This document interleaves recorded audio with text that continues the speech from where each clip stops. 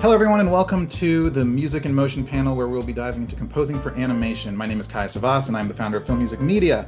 I'm excited to speak with these amazing, talented composers on their recent projects, so please join me in welcoming our panelists. So first up, we have the composer of Disney Plus's Super Kitties and Kindergarten the Musical. Please welcome Vidjay Beerepoot. Hey, Vidjay.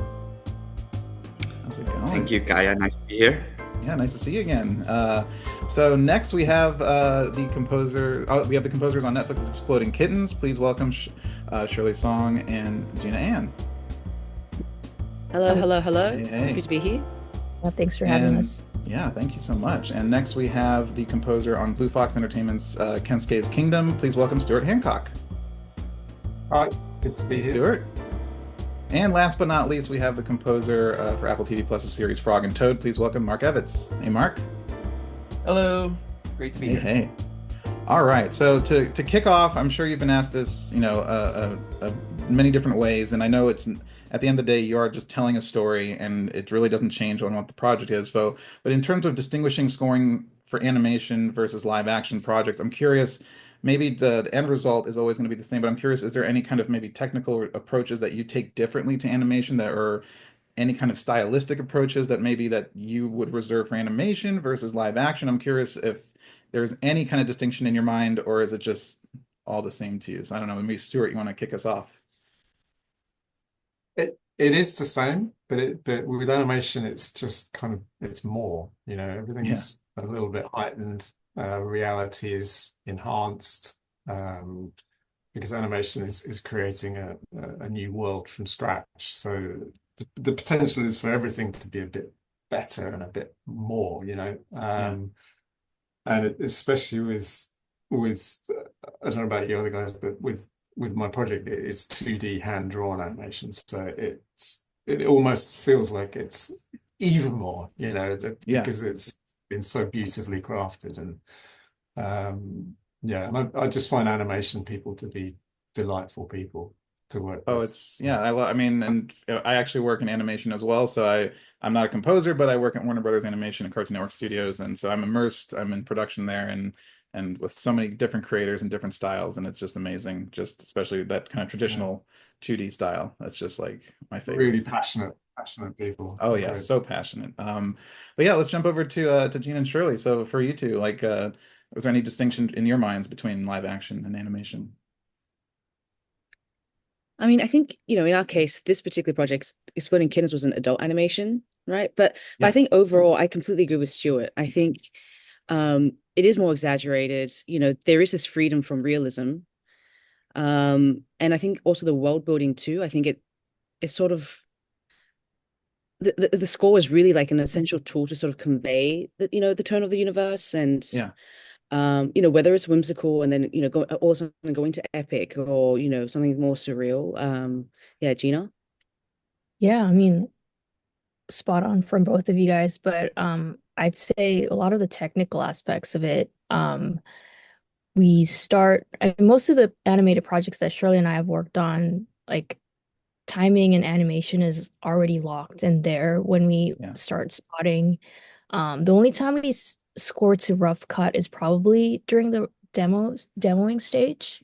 When we get like an animatic or something. But at least for us, whereas in live action, I feel like we experience way more conforming up until the mix and dub stage dates and all that. And I don't know how you guys feel about this, but as like a perfectionist, like Mickey Mousing or whatnot is so much more easier with animation because it's like to its absolute frame. So, the movements are so much clearer frame by frame and all that. So, yeah, it's a lot more. And I think animation in general sort of requires that tighter synchronization as well, whether it's like a huge Mickey Mouse score or not. But I think compared to live action, I feel like there are more it feels like there are more sync points to hit. Mm-hmm. Yeah. Absolutely. Well, someone who has a relationship with Mickey, I could go to Vidjay. So I'm curious, Vidjay, you're working on more of like maybe preschool kind of younger audience. I'm curious, what has your experience been with like animation versus live action? Right, yeah. So the shows I'm doing are mostly geared towards kids. And because of that, there's a lot more music needed to kind of enhance those emotions and to tell those emotions to the kids. So it's just a lot more music. I would say in general, especially for kids and family. And then what I kind of noticed of all the like live action stuff I'm doing, I think animation also lends itself a little bit more to use more melodies, which I really like, and themes. While like live action nowadays is more like soundscapes a lot, and more kind of like bats. So that's just a different different approach. But I think that's a big difference right now. Yeah, that's so true. I mean, the live action tends to be a bit scared of tunes now, right? I know. It's animation. When I saw Gladiator 2 and what Harry did, I was like, oh, thank goodness, it's the thematic score, for the first time in such a long time.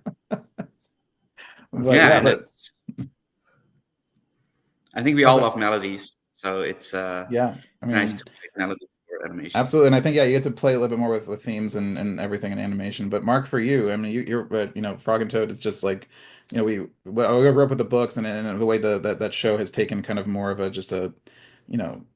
give some space for the characters, and everything is not so super tight and high. And I'm curious of your experience of scoring Frog and Toad versus live action.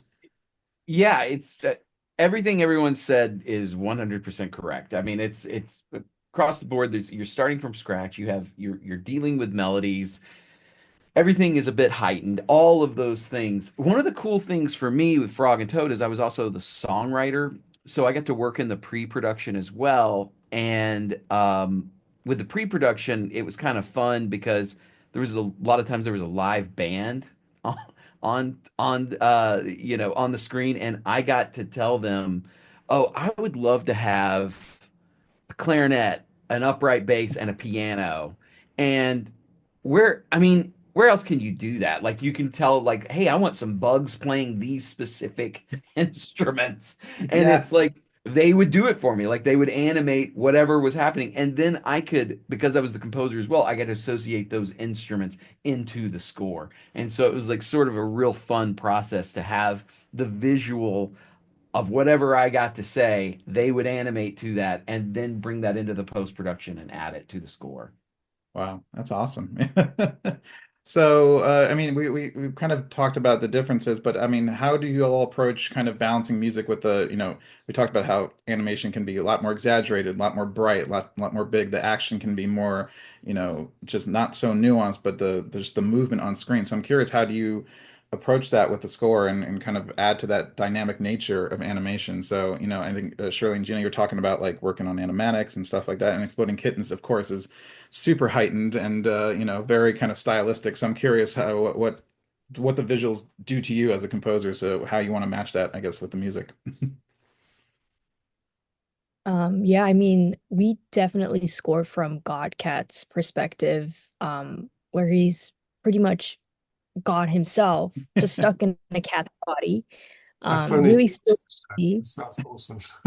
Yeah, it was so much fun. He still embodies this, power. He created the universe, he rules Earth and whatnot, just stuck in a cat's body, unfortunately. So we still really expressed all this grand and epicness of it all because Shirley and I talked about this a lot, and especially Shirley having this acting theater background. It's more fun when it's serious for comedy, and playing it really serious for these characters, and that really helped amplify the comedy. And we had a lot of classical pieces as reference, like Or Fortuna, that epicness and all that. So yeah, I mean, they're all cats looking funny, but when they fight, they are fighting as God versus devil. So yeah. And Shirley, if you have anything else. No. I mean, I think it's exactly what Gina said. It was just like really committing to the comedy and playing it straight and leaning into the absurd and the music. I mean, again, I always say this, with actors, with acting, when you're a really funny, something that's really comedic is because it's funny because the situation is funny, but the actors are really, really serious, right? Their characters are really serious about this. And that's sort of what sort of makes things funny. And I think same with Exploding Kittens, you have God and the devil fighting this epic battle, but you just see two pudgy cats, house cats, but the music needs to be epic as her, super, super epic, because for them, this is Armageddon.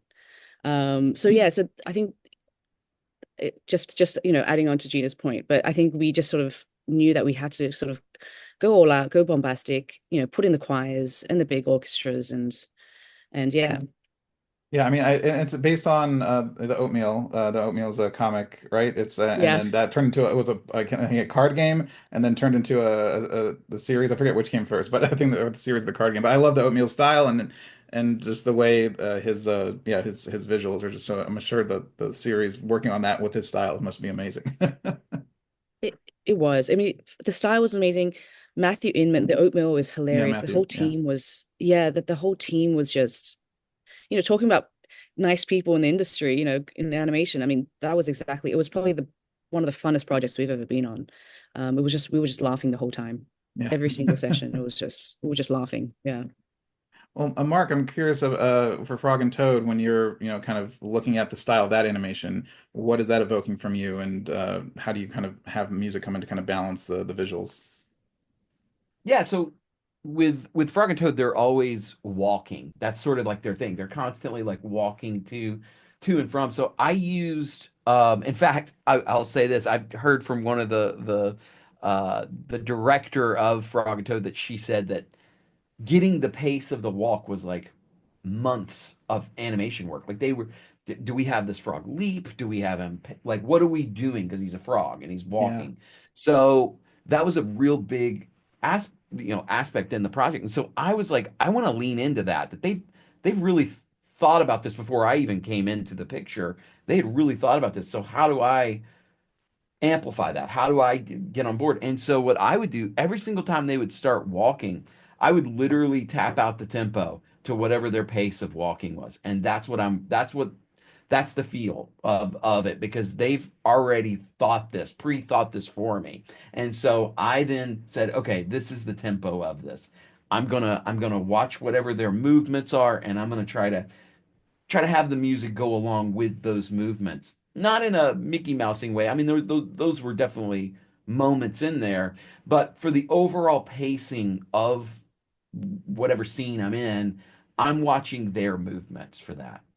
Yeah, absolutely. I mean, one of the first things they animate is a walk cycle, and I know it's for each character. So if you go back and just pay attention, if you're watching animation, anybody who's watching this, go back and watch your favorite shows and just look at how specific each character moves. It's so, fine-tuned to their personality and the kind of energy that they're supposed to bring to the screen. Yeah, it's so meticulous. But Stuart, I want to jump over to you because, on Kensuke's Kingdom, you did a feature, and it's very much of an emotional story. It has so much heart, and it's an adventure as well. So I'm curious, did you want it to the score to be big, big, and big? I mean, the style is so beautiful, but it's not like trying to be super exaggerated or anything. It's very kind of the color. I mean, the colors are so bright and vivid, but it's just it has like a warm hug kind of feeling as you're kind of bringing in the emotions and everything. So I'm curious what your approach was.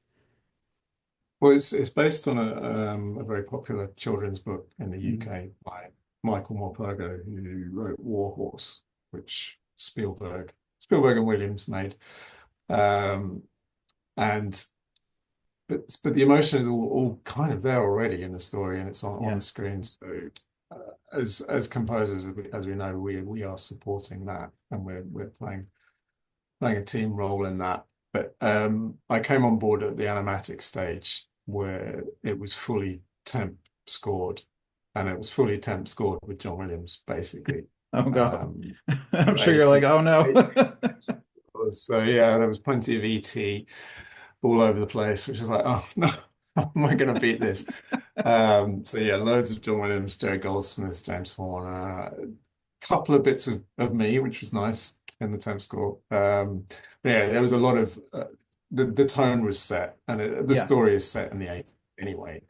And the directors always set out to make a traditional old school adventure film like that. So they sort of set the tone right from the start. But what they did, which was a complete gift to me, is the screenwriter Frank Cottrell Boyce. He changed the book in one particular aspect, which was to take out all of the dialogue. Because the bulk of the film is just two characters. You've got the boy Michael and the old soldier Kensuke on this desert island. And in the book, Kensuke speaks a little bit of English, but in the film, he speaks not a word of English. And obviously, Michael doesn't speak any Japanese. So it's basically a silent film. And there's plenty of space for the music to do a lot of the heavy lifting of the storytelling, which is like, that's such a gift and such a responsibility as well, but such a gift to create a big symphonic score. So I was in Seventh Heaven doing this, and I was able to and they gave me the freedom to create a theme-driven symphony in a way, which is really developed and really coherent. You know, the themes all work in their own way, and yeah, it was a real pleasure to have this opportunity, and I hope I get it this good again. But it's amazing. I mean, it's such a beautiful film, and I'm curious, was the animation style, the way the characters moved, and the space that you had to do that, did that influence kind of your timing and your pacing and the kind of orchestral colors that you wanted to bring in, just the way the animation was moving? Not quite in the same way as Mark's describing for Frog and Toad, particularly. There was one particular scene where Kensuke stomps off, and I did a bit of capturing that in rhythm. There was the main action sequence in the film comes about 2/3 in, where you get some poachers coming to the island, and that became quite a propulsive rhythmic extended cue, which was all about the kind of the invasion of these guys coming in to ruin everything. So in a way, I mean, there's a little bit of that kind of march feel to that, but not as kind of Mickey Mousey as not that Mark was Mickey Mousing the footwork, but you know what I mean. It's sort of it's not Absolutely. Well, I want to jump over to Vidjay. Working on Super Kitties. I guess before they explode, they start as Super Kitties, and in Kindergarten the musical. I'm curious, what are your experiences? In terms of the way the animation, especially for younger audiences, a little bit more, just packed in, a little bit more fast paced. I'm curious how the edit and the way the animation moves affects kind of your process and how you bring the music to it. Yeah, I mean, it's actually quite interesting because both Super Kitties and Kindergarten the musical are 3D animation, and in Kindergarten the musical there's also 2D animation. And because Kindergarten the musical is a musical, there are songs which I did not write, but the amazing songwriting team wrote like 150 songs for season 1. I come in to do all the underscore and all the transitions, and because that show is so song driven, the style of the underscore it's quite different. I approach it more like like an orchestra pit, like a live stage production, because that's kind of the vibe we were going for, and also they wanted the music a little bit, and because the show is about like kids, they go to kindergarten, and the whole show is kind of like essentially playing in that classroom, and then zooming in on all the kids' emotions, and someone, I don't know, like loses like a pencil, and that becomes a whole drama. So and then really go with the music into almost like dissonant music, and it's kind of weird music almost. So that's kind of funny to make things funny and more exaggerated, and the drama is like over the top.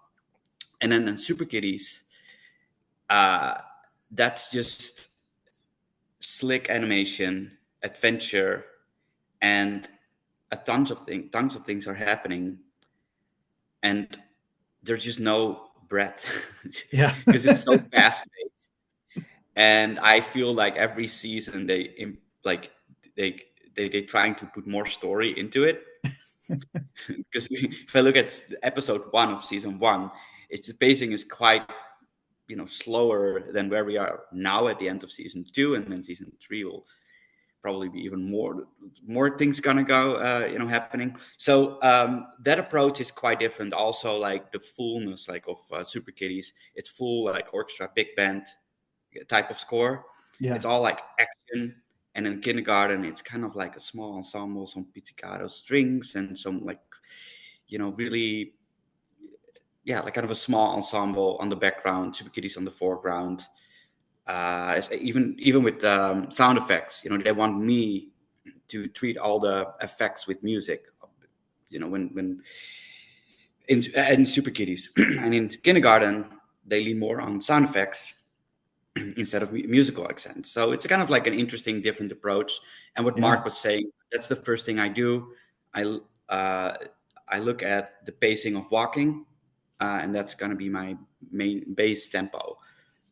Because it always kind of works really well, especially with animated characters. Yeah, absolutely. Well, I want to jump over to Shirley and Gina. So, I mean, you touched on this a little bit, but Exploding Kittens is known for, its chaotic humor. And when you were trying to capture that energy in the music, and you kind of talked about how they see themselves as God, and you're playing to that and making it play serious, and that usually that juxtaposition of having the score be very kind of serious. I mean, I grew up watching those Zaz comedies like Airplane and Naked Gun, where it's so serious, or any kind of spoof, or and I think in our panel yesterday, we're just mentioning how Hans did, Jack Sparrow, and that's supposed to be the music in his head, and that's what leads Johnny Depp's performance to be so comical. So I'm curious, is it always that juxtaposition, or is there anything when you're trying to find the humor in the music, do you ever play directly and make the music try to be funny, or is that usually something that never works? I'm curious. I think if anything, it's maybe more timing wise. I think we're very strategic about timing, and so making sure. I mean, sometimes really paring back because it is such a dialogue driven. I mean, with a lot of adult animation, it is. It's very dialogue driven. So it's really knowing when to pare back, or when when the music will go, and then immediately stop for that punchline. I think maybe that I would say. But I think in terms of music, in terms of playing to the what do you think, Gina? I think we played everything with a pretty serious intent. I don't think there were. I mean, there were moments where they wanted a Titanic feel over something that should not be. But I think even with our approach to that, we're like, okay, we're going to give you the romantic pan flutes and the string, and the piano line, and we're going to cheese it out as much as we can, Gina. Yeah, I mean, we pretty much played it pretty straightforward, like the obvious instrumentation choices for God's theme, for example, tons of heavenly chorus, ethereal strings, harps, really push that. And for Devil Cat's theme, we would, use harpsichord and like metal chugs. My husband is a metalhead, and that was like one thing I did not like about him, but very handy to bring out that, satanic feel, and like we use a lot of vocals for just really amplifying obvious, choices. And think I mean, each episode was so different as well. Like their adventures are so different. Like one day we'll be in Vampire Land, and we would like go all in on the horror, technically they were pugs, right? So they were like right. pugs who were vampires, and it was the most scary thing, of that episode. Exactly. And we were in like 8-bit video game land, and thank goodness Shirley minored in video game scoring, so she took on that, and what else? Like Cajun crazy arcade game land, where we had to like pull out our fiddle to like Cajun music, just like really the obvious instrumentation choices, as I mentioned, like we really like honed in on that and just went all out. It's just it was the most ADHD, I think, experience for us. Like within one episode, it would be like one moment, we're doing these huge sort of orchestral scores. The next minute, they're high, and so we're doing some EDM stuff. So it was, but it was so much fun. But it was definitely, I would definitely say, Are the episodes are they when they come to you if you're working from like a locked animatic or a locked picture or anything like that? when they're creating those jokes and hitting those beats and those funny beats, and the edit has to be very tight, are they using temp at all to find that edit before they give it to you, or are they building it and you kind of have to get the score, know when to step off? Are there spotting sessions for each episode, or is it kind of just hand it over to you and be like, go nuts, you know? It was, I mean, we definitely had the spotting sessions, but I think we were Yeah. really lucky because our showrunners were just like, just go for it. We trust you. Yeah. Because Nice. Yeah. the temp, yeah, there were definitely there was definitely temp, but not for the whole, I would say not for all the moments. So a lot of the times I think Gina and I would be like, you know what? Like silence, but this fart would be hilarious if you did a little sting. You know, I think a lot of that was Farts sort always of have a good sting. we're just really, yeah, we have, you know, it was like an underwater fart too, you know, it's a bubbly one. We gotta do a flourish. Absolutely. Said that to me. I was like, man, I hope they keep this, and then they kept it. Just let us know if you find it in, you know, one of the episodes. We got to do a scoring farts masterclass with you two. I think that's good.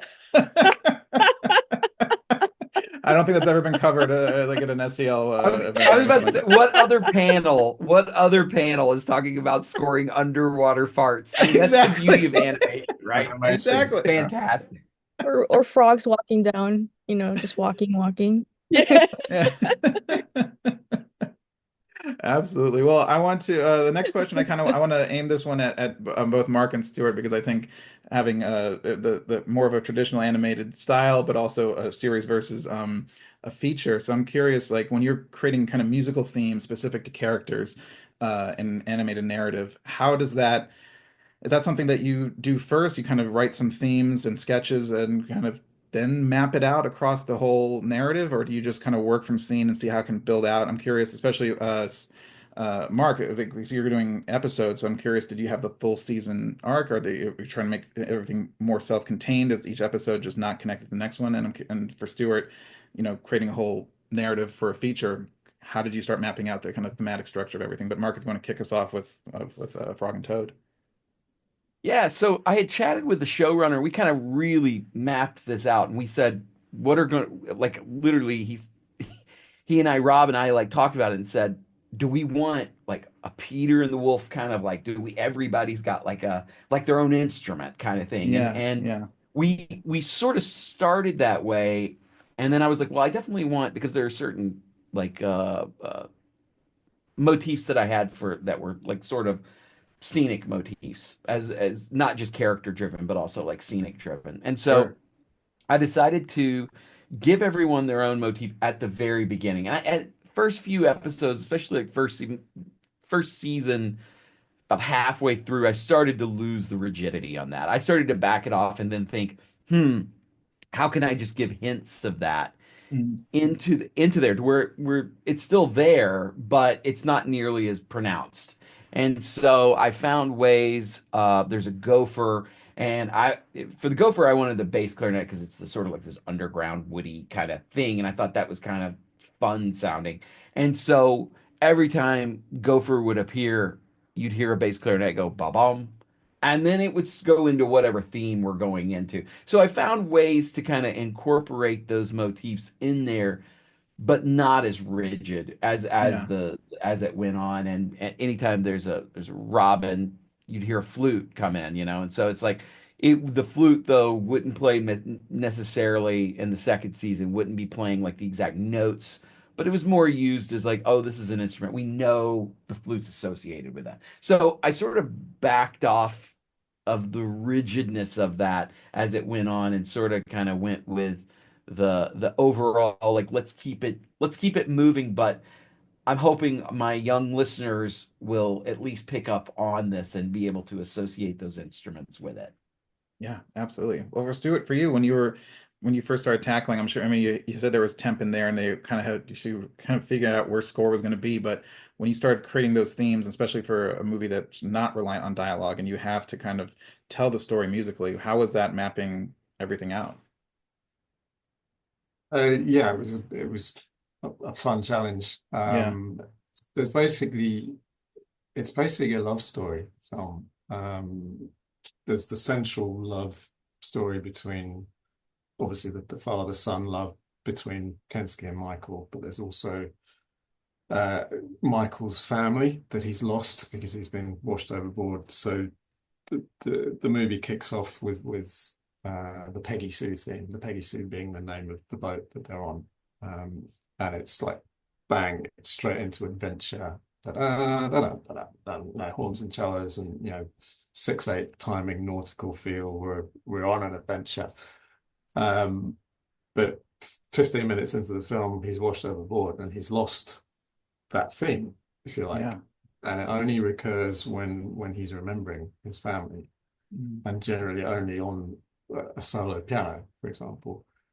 And without giving anything away, the theme does come back right at the end, and it's sort of full flourish. Yeah. But the theme with the love theme with Kensuke was, we had discussions about it. That Kirk, one of the two directors, wanted to take themes that I created individually for Michael and for Kensuke and try and do some sort of hybrid or some interweaving of those themes to create their combined love theme, which only kind of kicks off about halfway through the movie.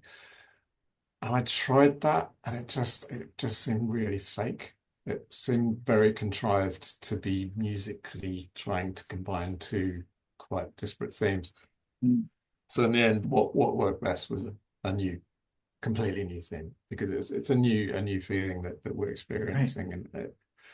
And there's the scene right in the middle of the film where, I mean, these two have been kind of working against each other, but they come together at this point in the middle of the film where they finally learn each other's name, and Michael says Michael and Kensuke says Kensuke. So finally they've sort of met. This is when we hear the beginnings of their love theme. So it's just a simple, sweet little piano melody, which then became the principal theme of the rest of the film in a way, because it worked really, really well. And another trick I used on a couple of the other themes for characters were to use the names of the characters. I think it's quite an old trick to do it, but the dog that features throughout is called Stella, and she just has a 2-note theme. Stella, Stella. Oh wow, that's great. Yeah. The orangutan called Tomodachi. So you just use obviously you don't actually sing it, but you use the shape the syllables, of the word. just and it just gives you little tools to use if you're sort of short of ideas of working out themes any other way. But it's quite a nice but I think the way you approach it is so beautiful too, because it shows the growth. It's not just thematic variation. It's like, here's two themes, there's a new theme. It's like showing the characters kind of moving across that journey, and kind of it feels like we're moving forward. It gives the score and the film momentum as it's evolving. So I think that's a beautiful choice. Yeah. But I want to jump over to Vidjay. So Vidjay, you mentioned working with songs, and said but you had a songwriting team and you're kind of doing the score. But I'm curious, what roles do lyrics play in your work on musicals like Kindergarten the Musical, and how do you approach working around them, integrating with the score, playing on them, or do you stay clear from them? If a song comes in, what's the way to go in a song, out of a song? I'm curious how your approach is when you're working with songs. Right. So yeah, I especially with this show, the lyrics and the songs are playing like a really important role. They're really there to drive the story forward. And there's, in one episode, there's like, I don't know, 4 songs, which is in 11 minutes. That's quite a lot. Normally that's not. Yeah. It's maybe one. So one of the things that I've done is to kind of enhance the songs with some orchestra to kind of make things a little bit bigger, especially when we go into 2D world, because most of the show is kind of 3D in the real world, and then sometimes songs goes into a kind of imaginary bigger world, which is in 2D, and then also we wanted to have have a more orchestral, big musical kind of feel, because most of the songs are more like poppy. Yeah. So that's one thing for me to kind of enhance the emotions and the storytelling, because the songs are so important to the story. And then the in and outs of the songs were actually the most difficult ones. Yeah, things on that show, especially because the four songwriters were also the executive producers, and it took sometimes quite a few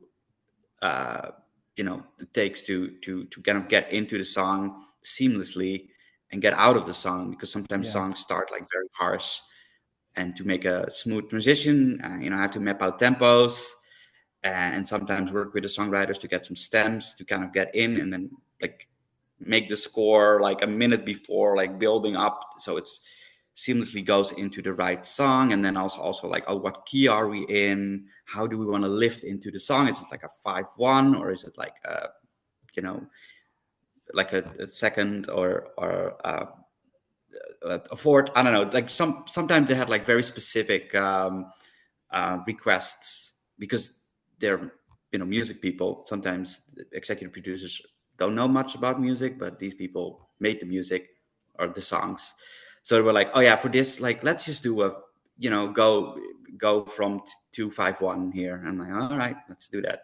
And then I'm sure it's scarier when they can just speak your language all of a sudden, it's like which is actually really nice. And because they, we both had like we could talk like code, and our head showrunner, who doesn't know anything about music, he was always like, okay, they're talking music now.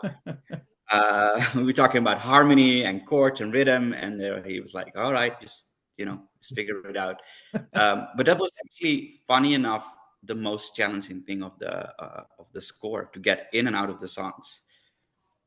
Yeah, I mean, I've talked to other composers who worked on musicals, or even just a needle drop, even if it's not an original song, if it's just placed in there in a scene, and it's just like, okay, that sets a certain tone, and if it's like a very popular song or something, want to like Staying Alive, Bee Gees or something, and it's like, I don't know, I'm sure it's a challenge when you're trying to make sure it still feels seamless and still doesn't feel jarring, but yeah, that's you have your work cut out for you when you're working, especially on an 11-minute episode, for sure. Yeah, and especially with like a show like Kindergarten, where everything is kind of, the score is a little bit more quiet, and then to get in a pop song, those transitions are a little harder than Super Kitties, where there's also songs, but it's so hectic and frantic all the way. It's just a little easier to just jump into a song there. Yeah, absolutely. Well, the next question, I just kind of want to throw it out to everyone, and please just jump in when you have an answer. But has there been an example of a moment where where your score really transformed a scene, maybe unexpectedly? Maybe your director, your showrunner had a certain idea, but then you tried something and it completely changed their view on it, or something that you even surprised yourself, where you're like, oh, this is kind of what's going with, I'm gonna try something here, and it kind of just those little happy little accidents, maybe we're not even thinking of it, and it goes boom and just kind of opens up in a new way. I'm curious if there's any examples like that from your projects where score just kind of changed what the original kind of intent was. I'll start if that's okay. Yeah. I had there was a scene in Frog and Toad that was it's from an episode called Frog and Toad and Stick. And Frog and Toad are like best friends, and then Frog finds this stick on the ground, and this stick is perfect, and he loves this stick. And then Toad becomes jealous of the stick and is like, I thought I was your best friend. And then Frog says, oh, it's a stick, and so he throws it in the water. Well, Toad, who's sort of codependent on Frog, he says, oh no, the stick went in the water. I've got to make Frog happy. I'm going to go chase after this stick. So he gets in a boat, and the boat is like in a river. And if you look at it, the boat's in a river, and there's looks like it's about to go like go down a waterfall kind of thing. And this like that, because he's trying to save this stick.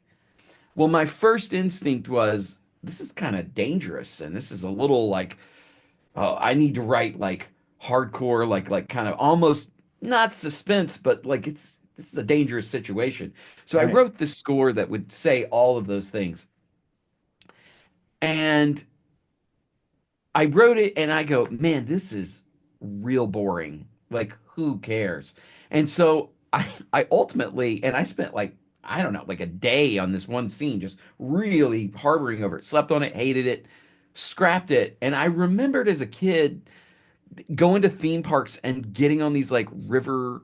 I grew up in the South, so I went to Dollywood all the time. And there's this like river raft kind of thing. And I was like, what if this was like banjos and fiddle? Like what if this was, instead of like this dangerous situation, what if it's like an adventure, like a ride, almost Yeah. like a theme park ride? And so I switched it to that, and I switched it to banjos, fiddle, and it was like a more of a like a, hey, we're on a like a theme park ride.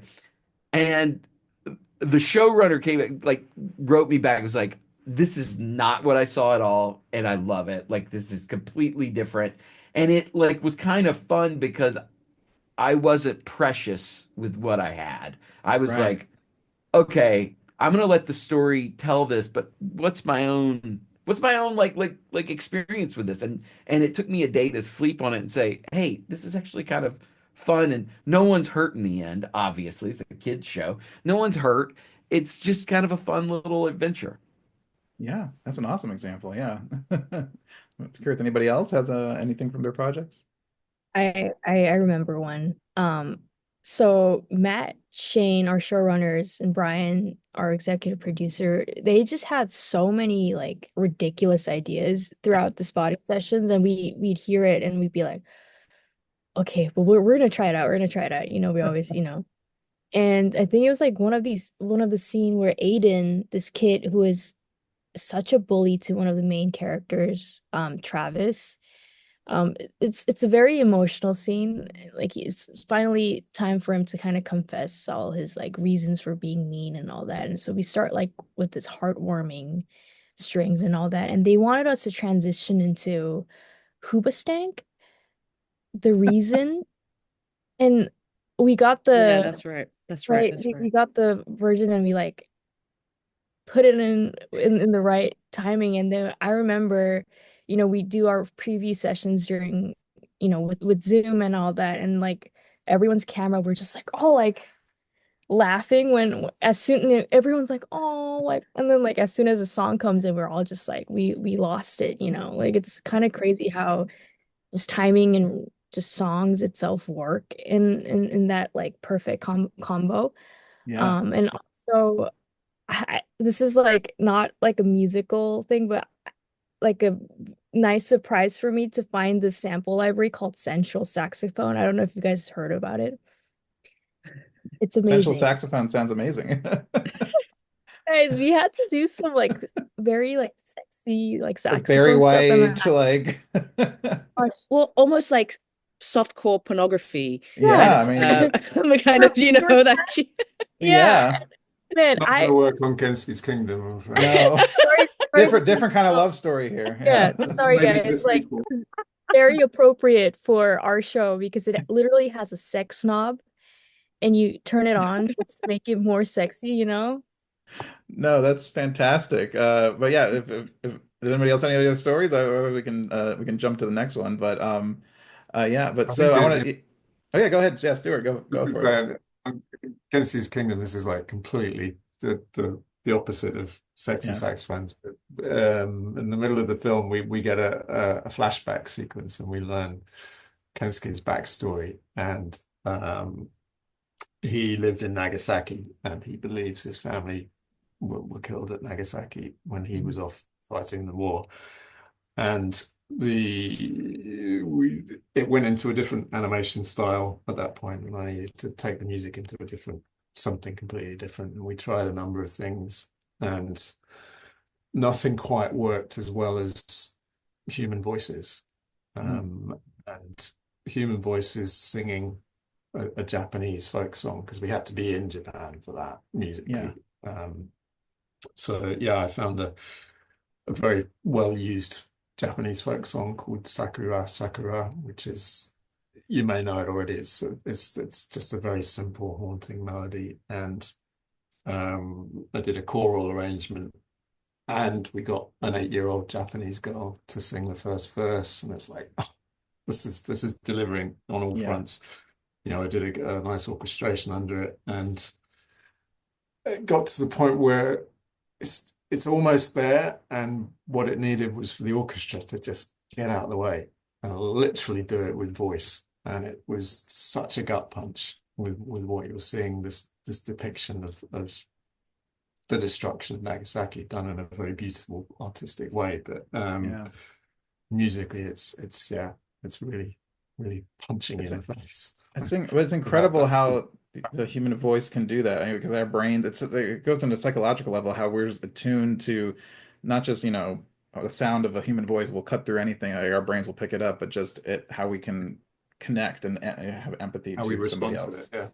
Yeah. I think also to add on that, what Stuart was saying is saying like animation, we don't have like real faces where, like live action, you can see all the subtleties of actors and really get emotion. With animation, not so. Music has to do a little bit more or less and especially with kid shows to do that, and then it becomes really into subtleties of music. I believe. I mean, that's a discussion I always have on like really subtle, like where do we want to go with the music? Because we want to do this, but obviously animation cannot be 100% portray that. So the music has to kind of do part of that work. Absolutely. Yeah. Yeah, absolutely. Well, I want to jump back to Stuart to talk about Kensuke's Kingdom, and we mentioned kind of the emotional kind of through line and the adventurous storyline and kind of how you're kind of mapping things out. But I'm curious, how did you reflect kind of these themes in the score? Were there certain instruments that you found maybe that pulled a certain emotion, or maybe spoke to a certain character, or like how did you kind of add that personality and add the, especially again, we mentioned no dialogue. How did you kind of bring the personality and the emotion into those characters, what we're seeing on screen? I think it was less to do with actual instrumentation. I mean, there was moments of it where I used a bamboo flute, a little bamboo flute for the cute little orangutan baby, and I would use a bit of bass flute for Kensuke sometimes. But it was more, I think it was less the specifics of orchestration and more just the general picture of the sound I was creating. But I mean, the hunting scene that I referred to earlier, that I went kind of low brass and contrabasses and bass clarinets for these invaders and got percussion involved, and that was the one scene where I used a synth as well, a sort of pulsing bass synth. So, but yeah, beyond that, getting specific with instruments wasn't really the way forward. I think it was more setting up a set of themes that was versatile enough that it kind of work on any instrument in a way. But and because you mentioned the theme, the theme for kind of that represents the boat and his parents and everything, and you would just kind of sprinkle it with the piano, and kind of almost like a shell of what it itself was like. And when you're making those decisions, like, do you have like, I guess, a repertoire of like, why, for instance, like, why did you choose piano for that versus maybe, a single violin or something like that? I'm curious, like, what made you go to something that's percussive versus string, or like when you're making those decisions, I think the choice of solo piano particularly is partly because that's my instrument, and I know playing it very simply and very softly and in a very reflective way is gonna hit the spot I need to hit. And you hear that theme on the solo piano when Michael is reflecting on what he's lost. He's looking at sort of pictures and it's this sort of internal, just delicate thing that he's intimate and just kind of brings you like, yeah. So well, absolutely. I'm not breaking any new ground with no, I know, like I know. It's not something, but it's not rocket science, but I think it's the most maybe not, I'm not trying to like say anything about negative, but like the most obvious or maybe simple path is just like usually the one that gets you right to the emotion that you need to. I mean, nobody on the film is sort of claiming we've made anything revolutionary here, but we always set out to make a very traditional adventure story that appealed to every age group. You take your grandmother to watch it. It's going to hit everybody's emotions in a very universal way, and I'm sort of really honored that my music's been a part of that. Yeah, So, absolutely. No, it's a beautiful score that you compose, and beautiful that it just works so well. Even if you're not breaking new ground, it's just something that just feels so connect. You can connect right to it. It's fantastic. But kind of piggybacking on that, I want to kind of open it back up to everyone else. Is there any kind of moments where you use music to amplify a certain emotional moment, whether it's something completely zany like on Exploding Kittens, or something funny or heartfelt? Is there any of your projects where you kind of like, okay, I know exactly how to take this emotion and really kind of make it, sing on screen?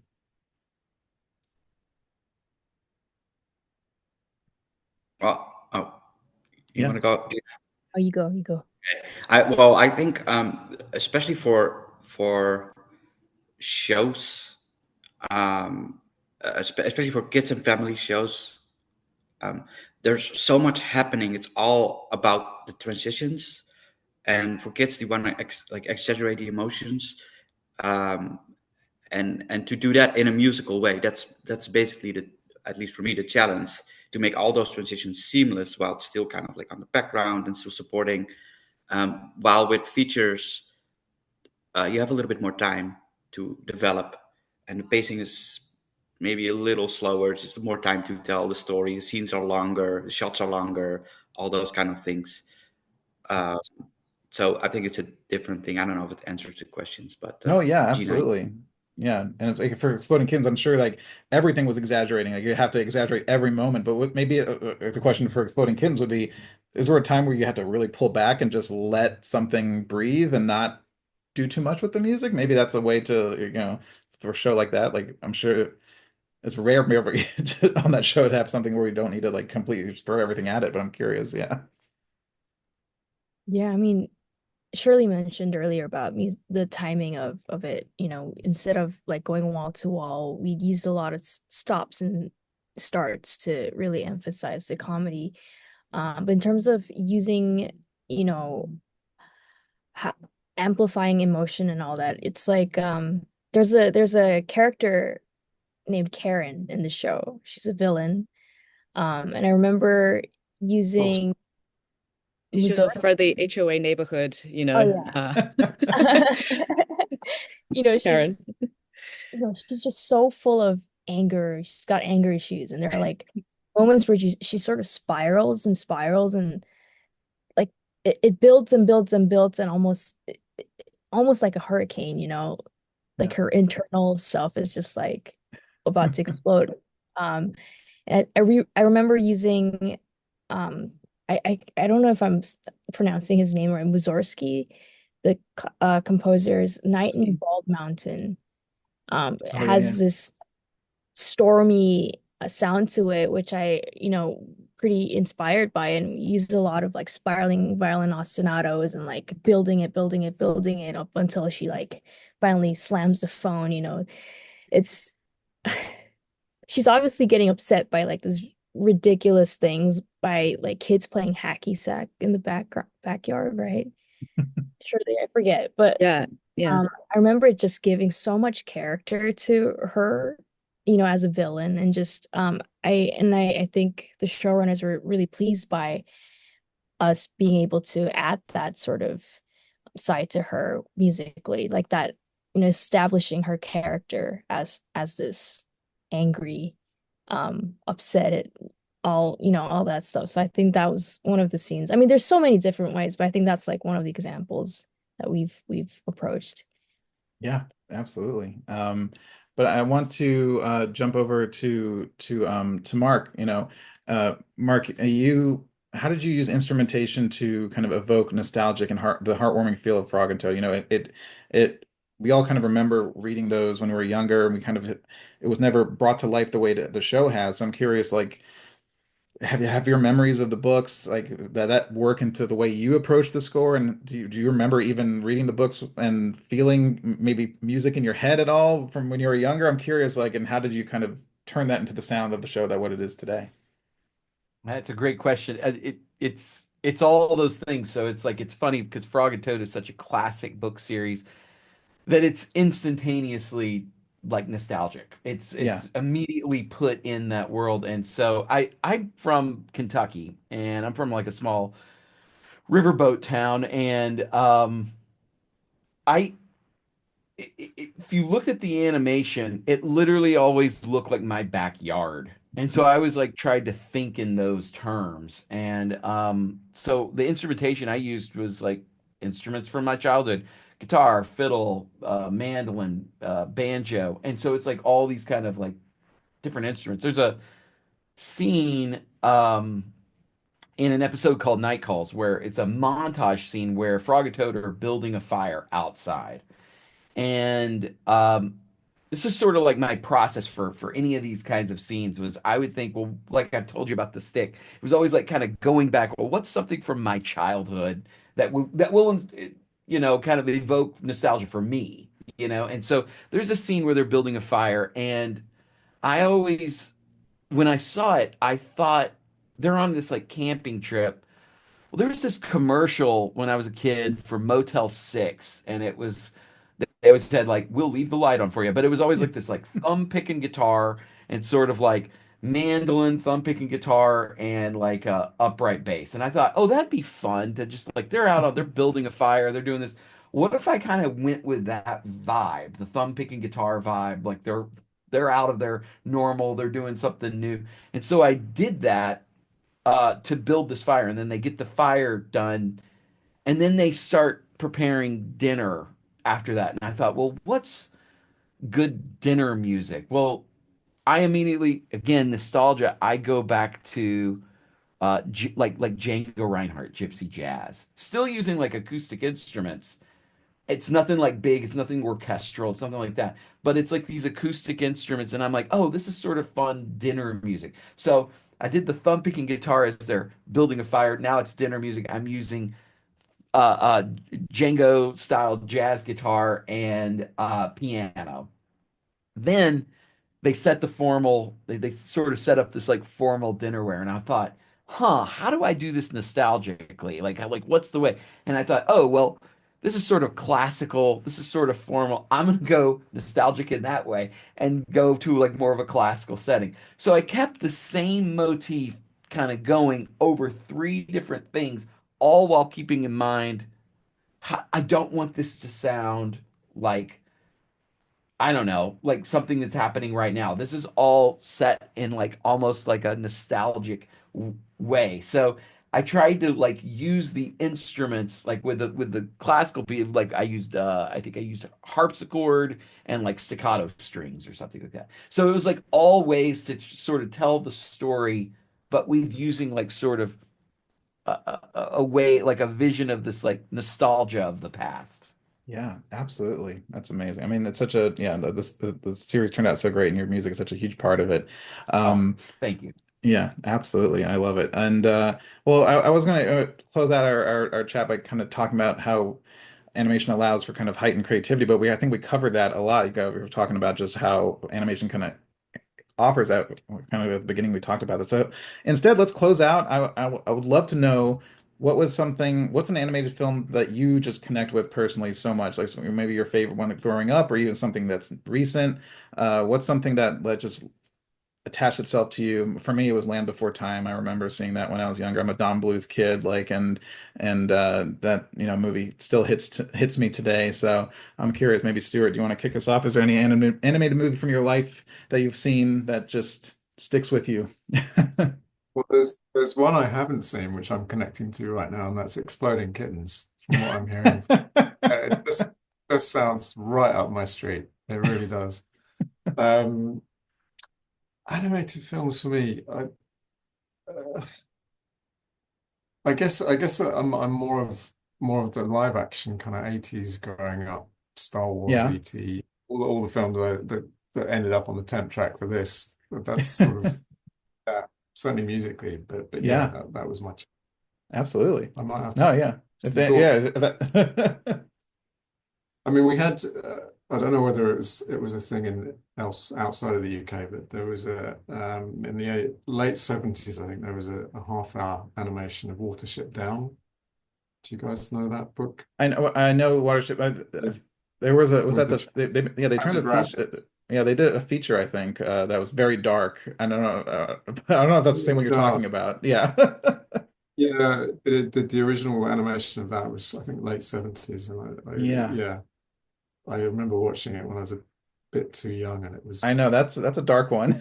really, yeah, got me Even for Don Bluth, very, like Secret of Nim was pretty dark for me growing up, but that was just like yeah, Watership Down. No, yeah. that's a fantastic one. No, that's amazing. But Mark, how about you? Is there anything that you kind of stuck with you your entire life or anything recent?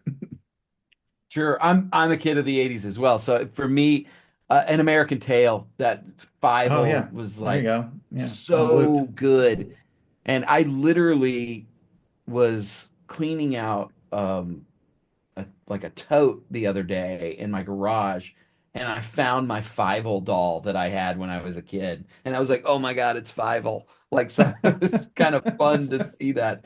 I always loved that movie. Oh, American Tales. Even and for a straight to video sequel, Five Goes West is also amazing. Fievel Goes West. It's great. It is. Gina Oh, and Shirley. Oh, sorry. Yeah, go ahead, Stuart. sorry, just I remembered the Wallace and Gromit animations. Oh You yeah, guys of must know course. those. Yeah. And we have a new one They're finally. We all, have a new one coming back. Lauren yeah, and yeah, which I've Jillian not seen. worked on it. Yeah. But I'm sort of very proud of those as a Brit that we Yeah. produced I those. love Wallace and Gromit. Anything, yeah, those are brilliant. But Gina and Shirley, yeah, for you, anything from your childhood that has stuck with you or anything recent? Oh man, so many. Give me like an hour and I'll list all the. I'm kidding. Uh, well, it changes all the time, and I've recently been going back to a lot of the classics, thanks to Disney Plus. But Yeah. Goofy, Oh yeah. Goofy, I Prince of Egypt, obviously, and like recently, I think Spider-Verse has been amazing. Oh Like I yeah. just so well done with the music and everything. But And yeah, the Shirley, animation style, yeah, it's fantastic. yeah, I beautiful. think childhood, Lion King, I Yeah. think. But it's one of those films, there are certain classic films where I'm like, oh my God, I could keep watching.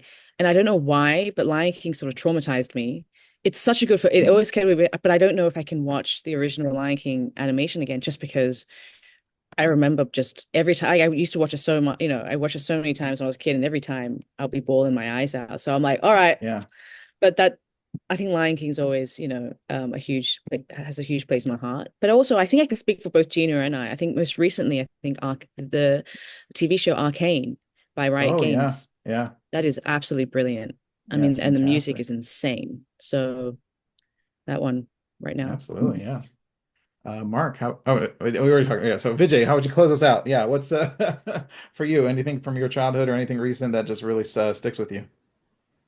Oh boy, I think I'm also from the '80s, so I just grew up like watching Looney Tunes and the Jetsons and all those, Yeah, especially because of the music. Actually, honestly, it's so 100%. amazing. And then something recently, like in film, it's the French movie, Triplet of Belleville. I love that Yeah. movie so much. There's no dialogue, and it's all gypsy music, uh, and it's just like 1.5 hour just music. Yeah, I mean, yeah, Fantasia for me, I remember that was a big thing growing up, and just yeah, when you mentioned Looney Tunes, it's funny because I didn't. All my friends, they loved like DuckTales and all these other Disney shows. But for me, like it was Silly Symphonies and Looney Tunes. It was like my Chippendale didn't talk. Like it wasn't Rescue Rangers. It was those Chippendale and Donald and stuff like that, and Roadrunner, and just no dialogue. It's just I love it. Those classic ones. Also, Tom and Jerry. Tom and Oh Jerry, yeah. yeah. Any of the Oh my God. Hanna-Barbera, Chuck Jones, Looney Tunes, yeah. It's Yeah. just and since I work at, Warner Bros. Animation Cartoon Network Studios, it's just like amazing to be in that, legacy of all that stuff. So, but it's yeah, thank you so much, everyone. Thank you so much. Like this was such a fantastic panel. Thank you for sharing all your insight and all your stories from your projects. Everything that you've shared is just so inspirational, so fun. And we went from the extremes of talking about, real emotions and real world of a tragedy to farting underwater and sexy saxophones and nostalgic banjos and and songs. So we covered the whole gamut here. But yes, Vidjay, Shirley, Gina, Stuart, and Mark, thank you so much for being here. Thank you to Impact 24 for helping co-produce this. And yeah, thank you everyone. Thank you, everyone. Yeah, All right. thank Thank you. you. And it was so lovely meeting you guys, by the way, albeit Yeah, over like Zoom, but yeah.